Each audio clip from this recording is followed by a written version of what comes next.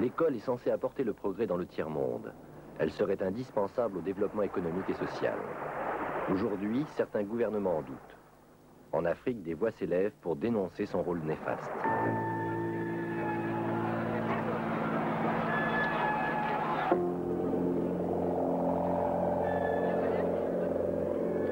L'école introduite par le colonisateur ne prépare pas les enfants à servir leur propre pays.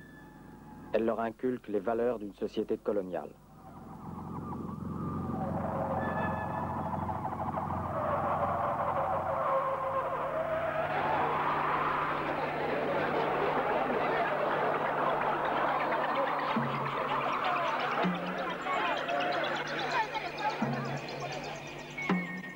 Cette école leur faisait accepter leur statut de colonisé, un statut d'inférieur au sein de la société.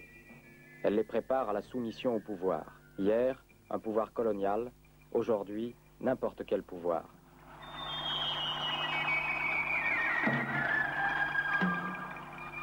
L'école met en évidence l'inégalité des hommes, en particulier dans le domaine économique. Elle justifie la domination du fort sur le faible.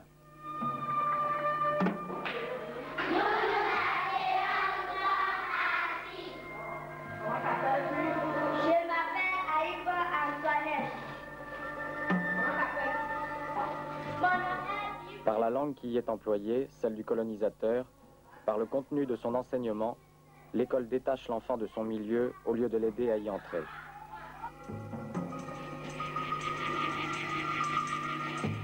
Avant d'entrer à l'école, les petits Africains apprennent des traditions et des croyances dont ils ne comprennent pas la signification.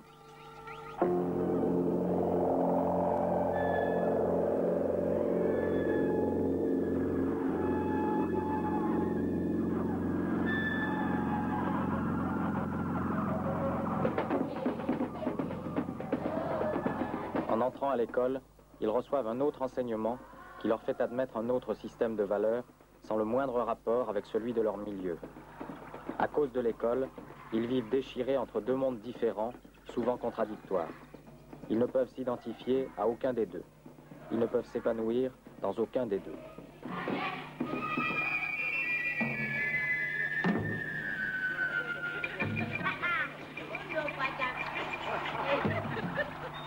Érigée en lieu unique où l'on acquiert la connaissance, l'école condamne ceux qui ne la fréquentent pas à croire qu'ils sont et resteront des ignorants. Gratuite, l'école n'est démocratique qu'en apparence. En réalité, sa gratuité permet aux gens riches de faire payer par la nation entière l'éducation de leurs enfants. Conçue pour dégager des élites, l'école consacre et justifie le pouvoir de ceux qui le détiennent déjà. Excitant l'esprit de compétition entre individus, l'école détruit les traditions africaines de propriété et de travail collectif. Elle enseigne que la réussite est individuelle. La minorité qui franchit les étapes de la sélection estime avoir droit à une récompense. Biens matériels et statut social privilégié lui sont dus. Bien que 10% seulement des enfants fréquentant l'école primaire puissent entrer au lycée, le cycle primaire est conçu comme une préparation au secondaire. Ainsi, 90% des enfants ont-ils le sentiment de n'avoir pas réussi à atteindre le but, d'être des ratés. Une telle école ne peut être le moule d'une société juste et démocratique. Elle ne peut que reproduire une société divisée en classes.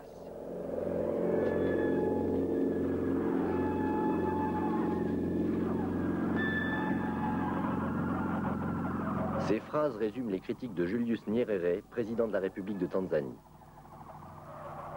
En voyant l'école au diable, lui et son parti, le TANU, ont décidé en 1967 de transformer radicalement le système scolaire. Ce film se propose d'analyser les résultats de ces transformations.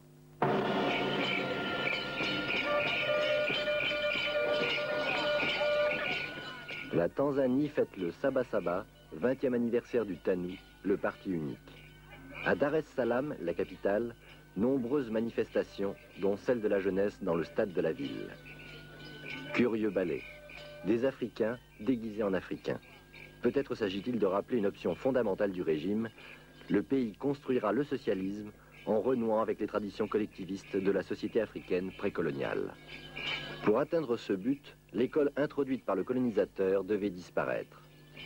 Dans beaucoup d'écoles modèles, un nouveau système d'éducation serait en place pour préparer les enfants à construire une société socialiste.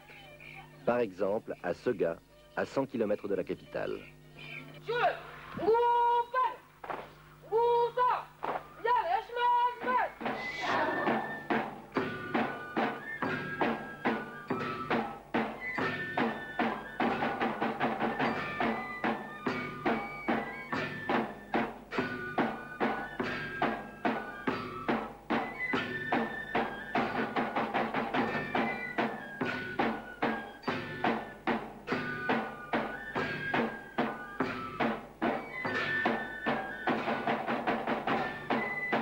À Sega, accueil surprenant.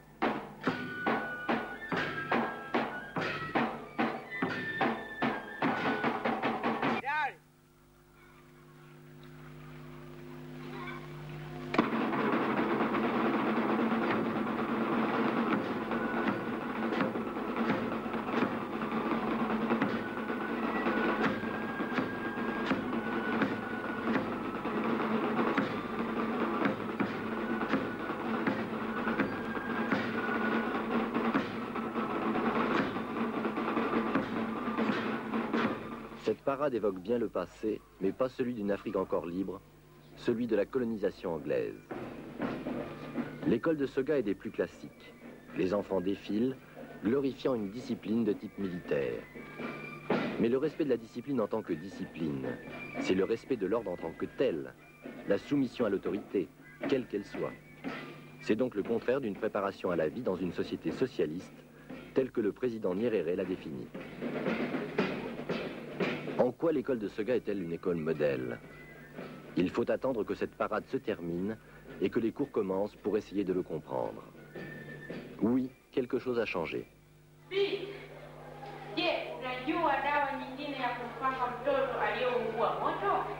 Les cours ne sont plus donnés en anglais, mais en swahili, langue comprise dans presque toute l'Afrique de l'Est. La langue de l'école est désormais celle que parlent les enfants dans leur famille. C'est déjà un progrès considérable. Le contenu de l'enseignement, lui aussi, a changé. Le sujet aujourd'hui, un incendie dans le village. Les écoliers apprendront à l'éteindre et pourront expliquer aux paysans que le feu n'a pas été mis par de mauvais génies, mais qu'il est dû à l'imprudence des villageois eux-mêmes. L'enseignement tient maintenant compte de la vie quotidienne. Il aide à comprendre les croyances, à dépasser les superstitions. Ainsi, le jeune Tanzanien ne reçoit plus comme par le passé deux enseignements différents et parfois contradictoires. C'est encore un énorme progrès.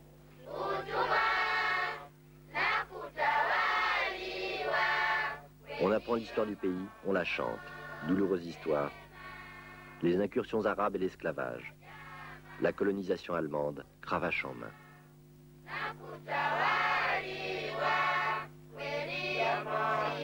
Puis la colonisation anglaise, après 1918, et l'impôt obligatoire.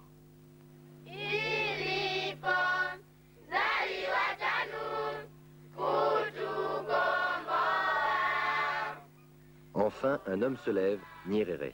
Il obtient l'indépendance. Le cours d'histoire inclut l'avenir. Il ne faut pas seulement savoir d'où l'on vient, mais où l'on va. C'est une histoire politique.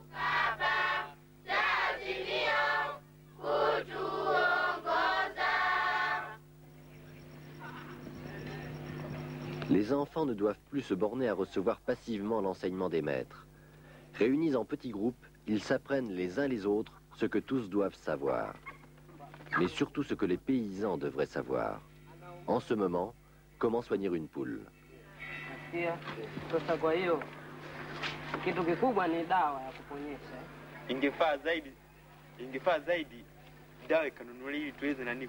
L'enseignement primaire est désormais un cycle complet qui n'élimine pas les mauvais élèves et à l'issue duquel ces enfants auront appris à travailler, à exercer mieux que leurs parents le métier qui sera le leur. Ils seront des paysans. La hiérarchie entre travail manuel et travail intellectuel disparaît au sein même de l'école. Le métier de paysan ne doit plus être considéré comme réservé aux gens dépourvus d'instruction. Les enfants eux-mêmes ne se considéreront plus comme des ratés lorsqu'ils seront des paysans comme leur père.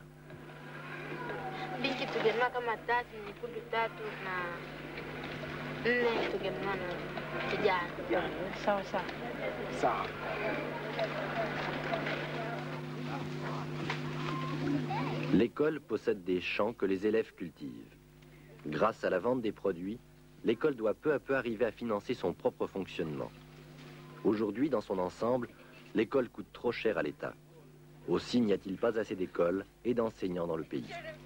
À peine 50% des enfants peuvent entrer dans le cycle primaire. On veut ainsi que les enfants apprennent à ne compter que sur leurs propres efforts. De même que le pays lui-même ne doit pas s'en remettre aux aides extérieures. C'est là une des idées maîtresses du président Nyerere. Les enfants vont chercher de l'eau au puits qui se trouve à mi-chemin entre l'école et le village.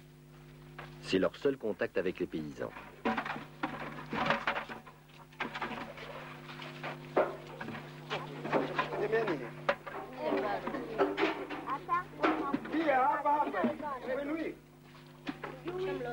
L'intégration de l'école dans le milieu villageois était pourtant un des buts essentiels de la réforme du système d'enseignement. Et puis où sont les instituteurs? Ils ne participent pas aux travaux.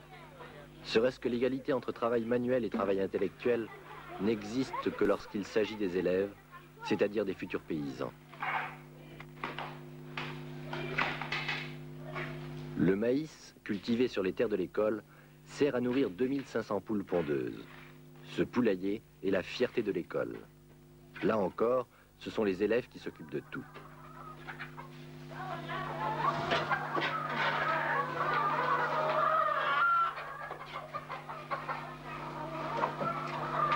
Les œufs seront vendus comme le sont les produits de la terre. D'ores et déjà, l'école a financé son propre agrandissement et parvient à couvrir une partie de ses frais de fonctionnement. Elle fournit les uniformes que portent les élèves.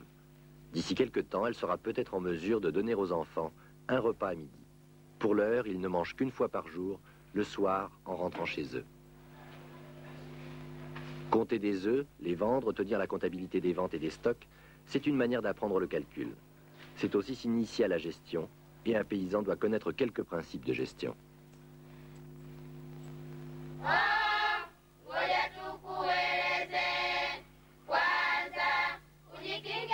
Encore une chanson éducative qui permettra aux enfants d'enseigner aux adultes ce qu'ils apprennent.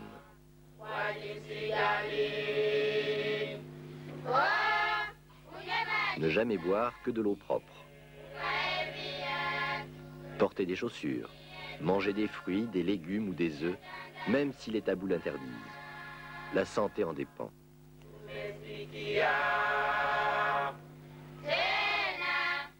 Et si l'on est malade, aller à l'hôpital.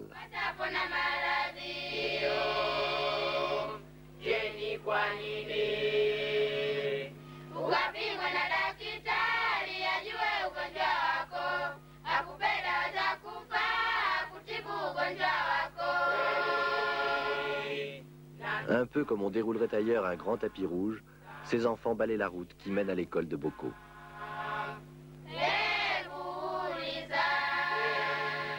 Cette école doit devenir le centre d'un village où les paysans se regrouperont pour faire revivre les traditions démocratiques de l'Afrique. Un village Ujamaa. Pour fuir l'oppression coloniale et le paiement de l'impôt, les paysans se sont jadis dispersés dans la brousse. Aujourd'hui, il s'agit de reconstruire des villages. L'école va favoriser un indispensable regroupement des hommes. Les enfants qui déjà la fréquentent viennent de plusieurs kilomètres à la ronde. Peu à peu, les parents se rapprochent à leur tour. À quelques centaines de mètres de l'école de Boko, une maison se construit auprès des deux autres déjà installées, et avec l'aide des nouveaux voisins. Très vite renaissent les traditions du travail et de la vie en commun.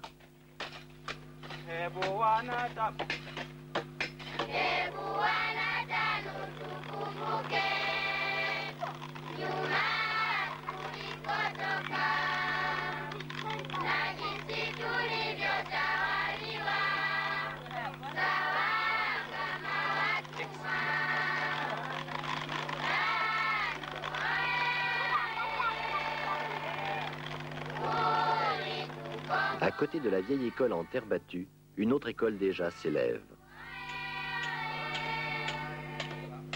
Enfants et parents, tout le monde participe à sa construction, comme à celle des nouvelles maisons qu'occuperont les instituteurs. Mais pourquoi faut-il que tout cela soit construit en matériaux chers, beaucoup plus solidement et confortablement que ne le sont les maisons des paysans? En Tanzanie aussi, il semble qu'un niveau intellectuel donne encore droit à un statut social et à des avantages matériels.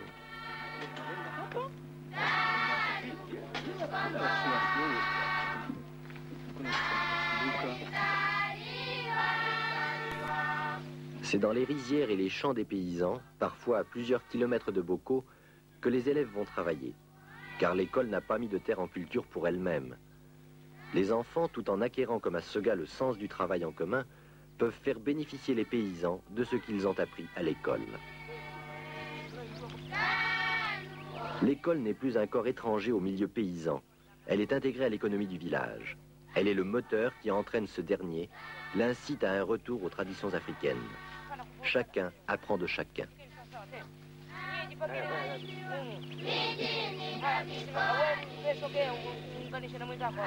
Jadis, l'école rejetait la plupart des enfants, quelles que soient leurs aptitudes. Aujourd'hui, ceux-ci peuvent aller jusqu'au bout du cycle primaire. L'école ne produit plus de déchets, puisqu'il ne s'agit plus de dégager des élites. Le père d'un élève, un artisan sculpteur. Il sait que son fils, à la fin de ses études primaires, ne pourra prétendre à un travail intellectuel, à une quelconque position sociale. Alors pourquoi l'envoie-t-il à l'école? Un instituteur de Boko lui a posé lui-même la question. What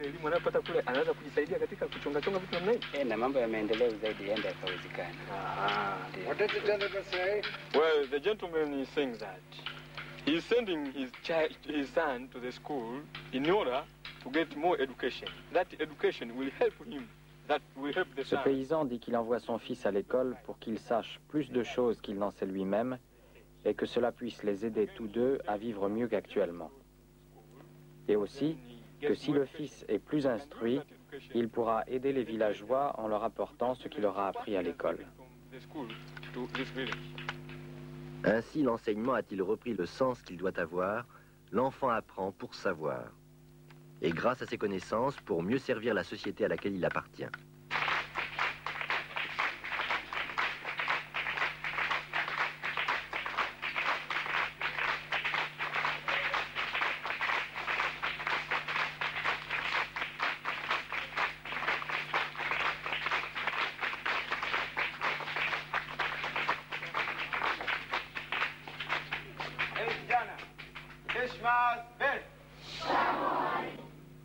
La vieille école qu'attaquait le président Nyerere est-elle envoyée au diable? Cette école, instrument de la promotion, qui créait et consolidait les classes sociales. Cette école, moyen pour une minorité de dominer la majorité et de justifier cette domination. Cette école qui détruisait la société africaine par l'esprit de compétition. Cette école, centre d'apprentissage à la soumission. Mais alors, que peut bien signifier ce spectacle qui se déroule aujourd'hui à l'école modèle de Soga? Les élèves reçoivent des notes, ils sont classés individuellement. Et si les derniers peuvent continuer leurs études, les premiers, eux, sont récompensés.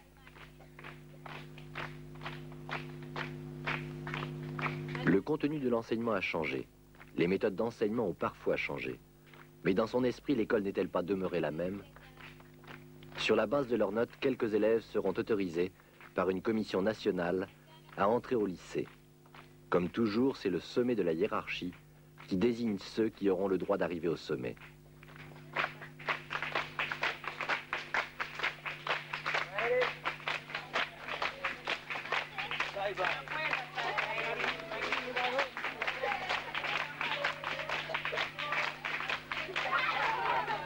En fin de compte, la nouvelle école n'est pas plus démocratique que l'ancienne. Au contraire, en adaptant le contenu de son enseignement au milieu rural, elle cantonne les enfants de paysans à un certain niveau de connaissance. Elle leur enlève seulement l'illusion de pouvoir devenir autre chose que paysans. Mais ceux qui fréquentent l'école sont déjà des privilégiés par rapport à tous ceux, aussi nombreux, qui ne pourront jamais être scolarisés. L'État ne peut se permettre de construire plus d'écoles et de former plus d'instituteurs.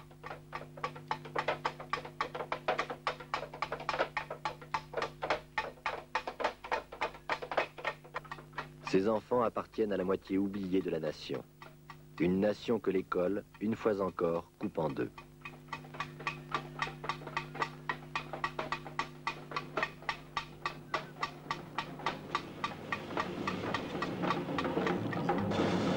Un complexe scolaire très significatif par ses dimensions et son architecture.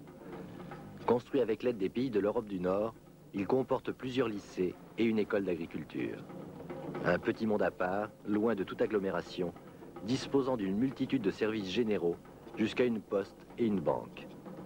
Pareil à un campus américain. Magnifiques immeubles pour élèves, charmants bungalows pour professeurs. L'État a fait un gros effort au cours des dernières années pour ouvrir de nouveaux lycées, le pays manquant d'intellectuels et de techniciens d'un niveau moyen. Mais ce serait dilapider l'argent que de former des jeunes gens qui n'auraient pas d'emploi correspondant à leurs compétences. Aussi, l'accès au lycée est-il strictement limité.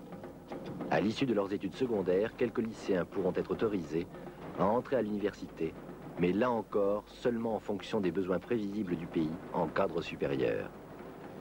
Quant aux autres, ils seront affectés à des tâches précises, car le contenu de l'enseignement tient désormais compte des problèmes spécifiques d'un pays sous-développé. Et il doit préparer les jeunes à servir une société socialiste. Mais en sortant de ce magnifique complexe scolaire, comment vont-ils s'insérer dans cette société socialiste dont la cellule de base est le village Ujamaa? Pour pouvoir le comprendre, il faut aller visiter un village Ujamaa. Celui de Nyambili, à 200 km de Dar es Salaam, est exemplaire.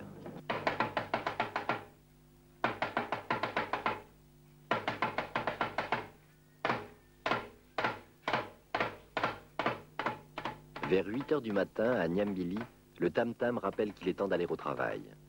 Ces paysans ont un jour décidé, sans la moindre intervention de l'État ou du parti, de fonder un village et de travailler ensemble. Les autorités administratives se sont bornées à reconnaître le fait. Ce village est un authentique village Ujamaa.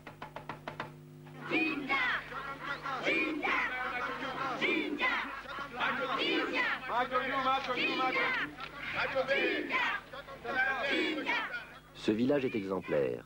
Ici, non seulement tous les enfants vont à l'école, mais ils travaillent tous au champ, à tour de rôle et par équipe. Écoliers et écolières sont totalement intégrés à la vie de la communauté et prennent part à toutes les activités du village.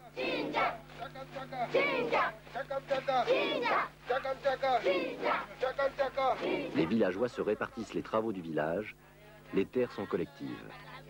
Cela n'a posé aucun problème, il n'est venu à l'idée de personne de s'en approprier un lot. La terre est là, on l'utilise. Le produit des récoltes est réparti en fonction des besoins de chacun. Hommes, femmes, enfants travaillent ensemble. Est-ce vraiment là un travail? Beaucoup d'étrangers sont choqués. Ces gens-là ne travaillent pas, disent-ils, ils s'amusent. C'est vrai, ils s'amusent. Le travail n'est pas une contrainte puisqu'il n'est pas nécessaire de gagner de l'argent pour se procurer le nécessaire. La communauté pourvoit à tout.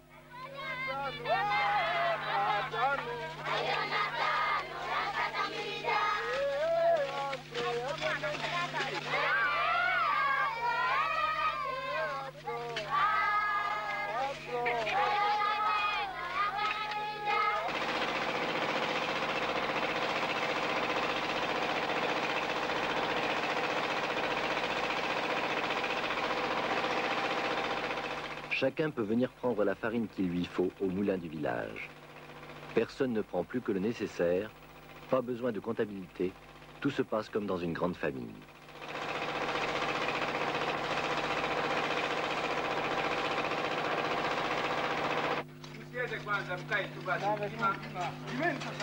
Enlever quelques mauvaises herbes ne nécessite pas tant de bras, mais faire ce travail seul ne serait pas amusant. En le faisant ensemble, ce n'est plus un travail. Les meubles qui sortent de cette menuiserie sont des plus sommaires, du moins ne coûtent-ils rien. On les fait soi-même, ou l'on se fait aider par celui qui sait manier les quelques outils qui se trouvent là, à charge de revanche. On défriche pour les paysans qui sortent de leur isolement et veulent s'intégrer au village.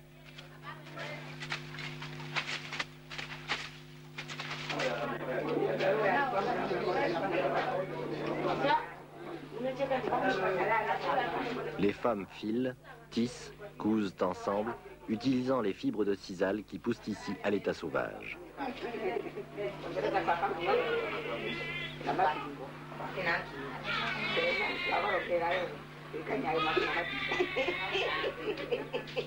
Pour inciter les paysans de Niambili à produire davantage, pour leur donner l'envie d'échanger produits agricoles contre produits industriels, les autorités ont fait cadeau aux femmes de machines à coudre.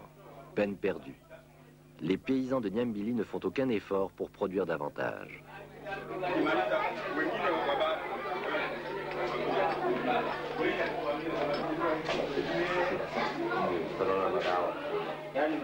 Le conseil du village, peu de problèmes à débattre. Mais un se posera tôt ou tard. Autour du village, le monde n'est pas organisé comme la communauté Ujamaa. Ailleurs existent des propriétaires et des employés, des capitalistes et des ouvriers. Il y a ceux qui dirigent et ceux qui obéissent, ceux qui ordonnent un travail et ceux qui l'exécutent. Ailleurs existent d'autres relations sociales, d'autres rapports humains. Pour cette raison déjà, il est bien difficile d'amener un village Ujamaa à s'ouvrir sur le monde extérieur.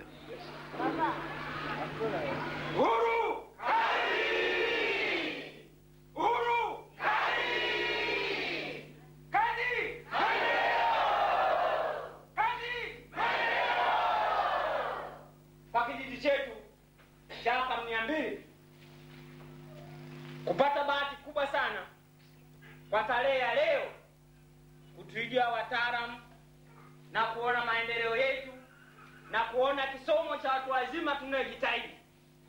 Hili nadhani ndio lengo kubwa.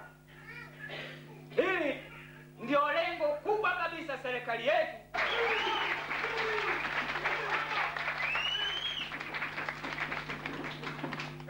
À Niambili, tous les habitants peuvent aller à l'école. Des cours y étant organisés pour l'alphabétisation des adultes. Et aujourd'hui, un diplôme est décerné à ceux qui savent lire et écrire.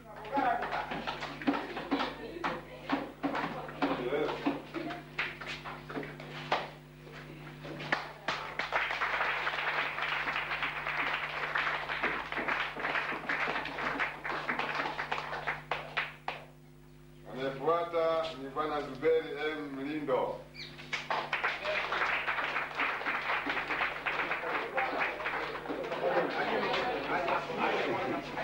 Puis, sans transition, ce sont des œufs qui sont distribués. Ces œufs provenant du poulailler communal, tout le monde en reçoit. Un membre de chaque famille va venir chercher ce à quoi la famille a droit, un œuf par personne et par semaine. C'est bien peu. Les œufs, la viande, le poisson ou le lait sont des produits rares. La base de l'alimentation, c'est le maïs, le mil et surtout le manioc, sans grande valeur nutritive. Les villageois s'en contentent. Ils mangent une fois par jour seulement et semblent se satisfaire de cette survie à laquelle l'histoire les a trop longtemps condamnés. Pourquoi ne veulent-ils pas travailler davantage pour pouvoir mieux se nourrir? Peut-être précisément parce qu'ils mangent trop peu. L'effort qu'il faudrait faire serait démesuré par rapport aux résultats qu'on peut en attendre.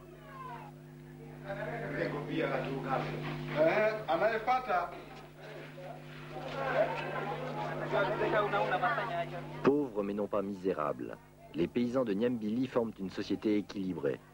Mais ils semblent condamnés à rester ce qu'ils sont aujourd'hui, à ne pas évoluer, à ne pas se développer.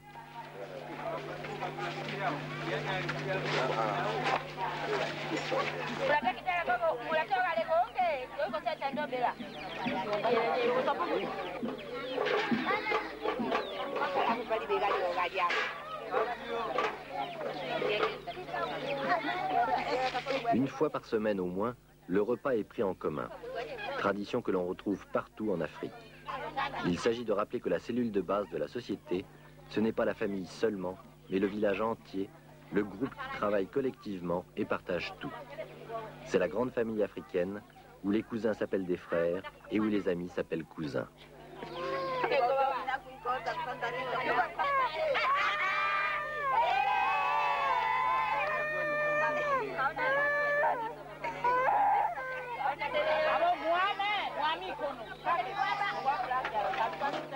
Toutes les marmites disponibles ont été réunies sur la place du village. Ce village Ujamaa, pareil à tous les autres, est un petit îlot vivant sur lui-même. Un village heureux au sein de la nation, mais comme en dehors d'elle. Ces femmes, ces enfants ont travaillé pour satisfaire les besoins élémentaires de leur petit groupe. Pas davantage. Peuvent-ils avoir le sentiment de faire partie d'une nation de 12 millions d'habitants s'ils ne font rien pour cela et n'attendent rien d'eux?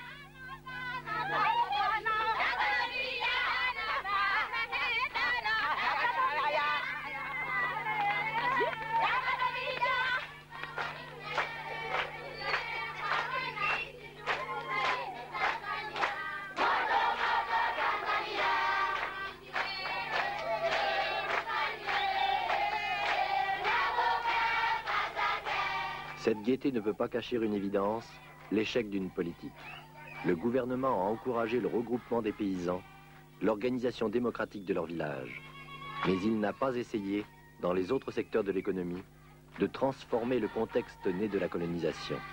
Le groupe villageois ne veut pas participer à un système économique qui lui est défavorable, à une organisation sociale dans laquelle il n'a pas de poids. Le village Ujamaa n'est qu'un élargissement de la vie en autosubsistance. Ces paysans sont heureux parce qu'ils vivent en dehors de l'économie tanzanienne.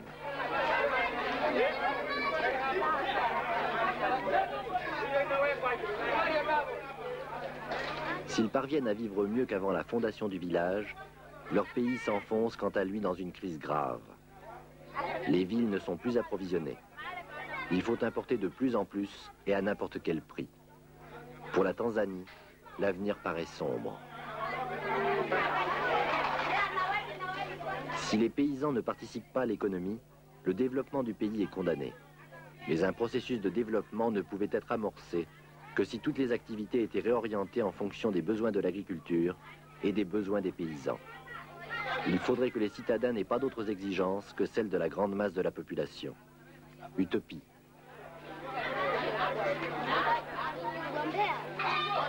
C'est bien parce que de pareilles conditions semblent utopiques que la démocratie reste cantonnée au niveau du paysanat. Mais alors, le village Ujamaa n'est pas la cellule de base d'une société socialiste. Il est un îlot socialiste dans une société qui ne l'est pas.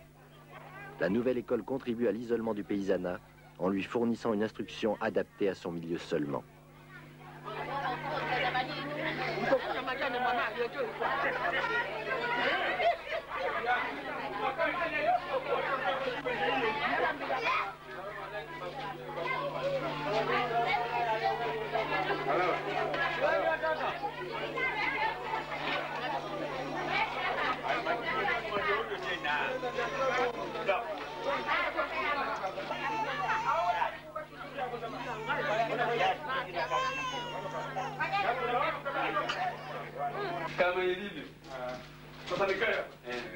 Les fonctionnaires des coopératives organisées par l'État sont tous issus du lycée. Devant un tel jury de bureaucrates, quel poids peut avoir un petit paysan? Aussi, ces pseudo-coopératives abusent-elles de leur pouvoir? Les scandales ne se comptent plus. Mais impossible de desserrer l'étau administratif qu'elles représentent, la joyeuse liberté du village Ujamaa s'arrête devant le mur d'une bureaucratie d'État.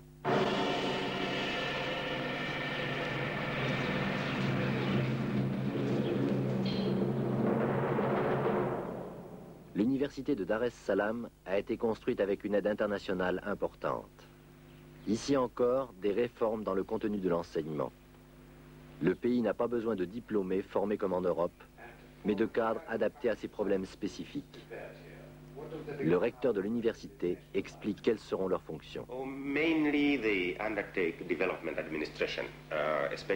Ils auront des tâches d'administration pour le développement, surtout dans le cadre de la décentralisation actuelle.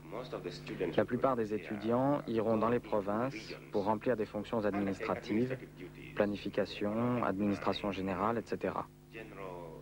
C'est là que va la majorité de nos diplômés. All kinds of programs of that nature. That's where the majority of our graduates go.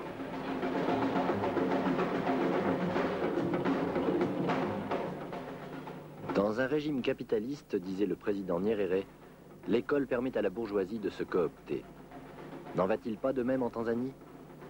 Puisque ce sont les cadres supérieurs qui planifient les besoins du pays en intellectuels et en techniciens. Et puis qu'appelle-t-on les besoins du pays? S'agit-il des besoins du peuple ou s'agit-il des besoins de l'économie?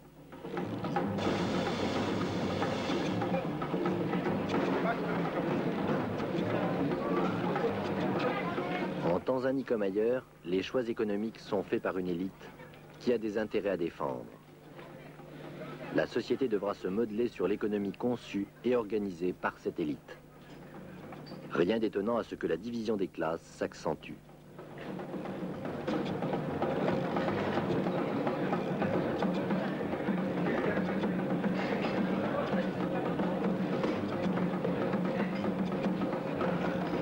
La société tanzanienne ne trouve pas ses racines dans l'idéal village ou Jama. L'époque coloniale fait partie de l'histoire du pays. Elle a favorisé la formation d'une petite bourgeoisie qui est à l'origine même du Tanu, qui a réclamé l'indépendance et qui a pris le pouvoir politique. Cette bourgeoisie était nationaliste et seulement nationaliste.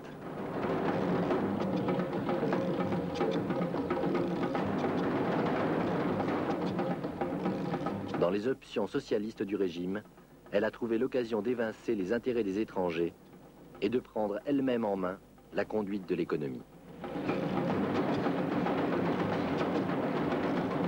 Zone industrielle de Dar es Salaam. Une fraction importante de l'économie a été nationalisée. Les activités exercées jadis par les étrangers le sont désormais, sous le couvert de l'État, par une bureaucratie nationale. Comme par le passé, ces activités sont reliées à l'étranger, mais elles n'ont pas de lien entre elles. Les industries produisent sur place ce qui était jadis importé. Comme autrefois, elles s'emploient à satisfaire une minorité de consommateurs. Café soluble, sauce tomate goût anglais ou gin local, ce ne sont pas là des produits destinés aux paysans du Nyambili.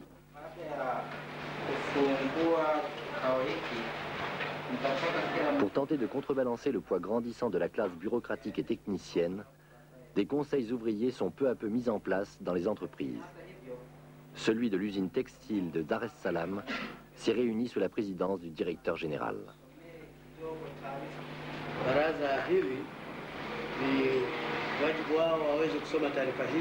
Ninakubaliana nawe mwenyekiti kwamba kwa kweli lolote tunaweza tukalijadili humu ni uwezo wetu ambao kwamba lazima kwanza tulielewe.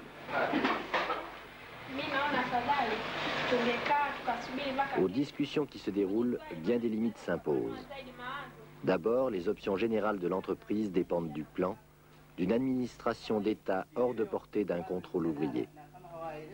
Encadrés par le Tanu, les ouvriers eux-mêmes ne peuvent avoir une attitude trop revendicative, sauf à mettre en danger la construction économique.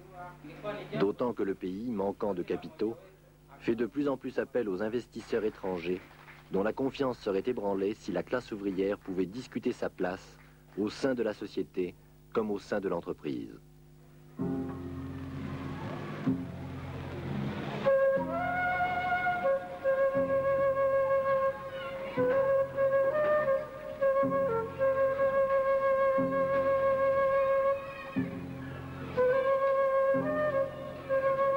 Les faubourgs de Dar es Salaam sont peuplés de plus de chômeurs que d'ouvriers.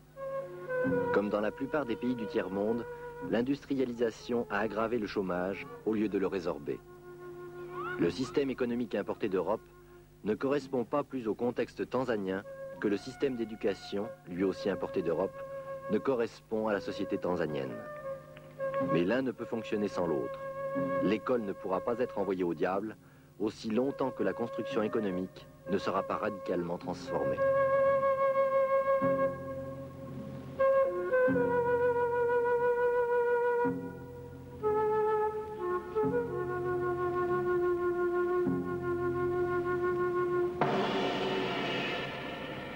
La bureaucratie se construit des immeubles à la mesure de ses ambitions. C'est elle qui détient la réalité du pouvoir.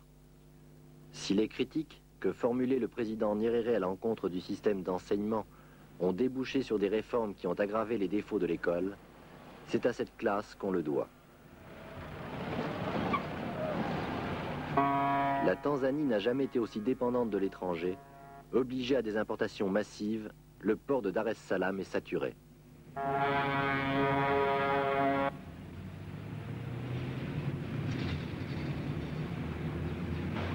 Les bateaux doivent parfois demeurer des jours en haute mer avant de pouvoir accoster. La Tanzanie se ruine dans ses rapports avec le monde extérieur. Le petit peuple s'efforce de survivre en marge d'une économie qui se dégrade.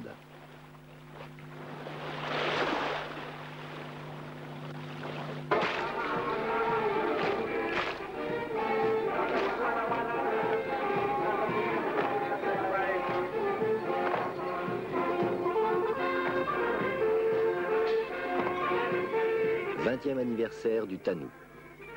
Le TANU, parti unique de la Tanzanie, se veut un parti de masse, ce que ces manifestations veulent sans doute démontrer. Mais peut-il être à la fois le parti des paysans de Nyambili, celui des cadres des coopératives, celui des directeurs généraux d'entreprises et celui d'une bureaucratie qui enfle de jour en jour?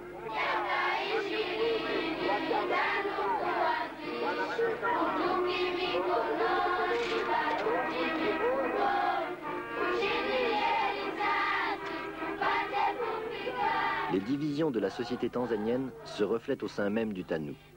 Et c'est bien pourquoi l'école n'a pas été radicalement transformée. Elle doit continuer d'exister avec tous les défauts que le président Nyerere dénonçait, parce qu'elle a pour fonction de reproduire une société divisée en classes. Les quelques réformes qui lui ont été apportées n'ont pu que confirmer cette fonction essentielle. Les classes inférieures ont leur cycle d'enseignement qui les prépare à accepter leur statut social et leur rôle économique, comme jadis, mieux que jadis. Au-dessus d'elles, un autre enseignement assure la formation d'autres classes sociales, nécessairement dominantes.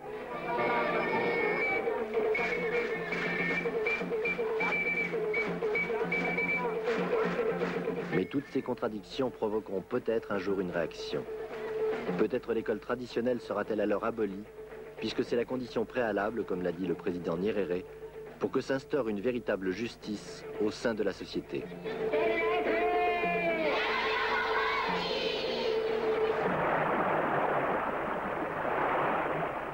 Déjà, plus au nord, au bout de la côte africaine, la Somalie a fermé toutes ses écoles. Le gouvernement somalien s'est donné 1 an pour décider s'il fallait ou non envoyer l'école au diable.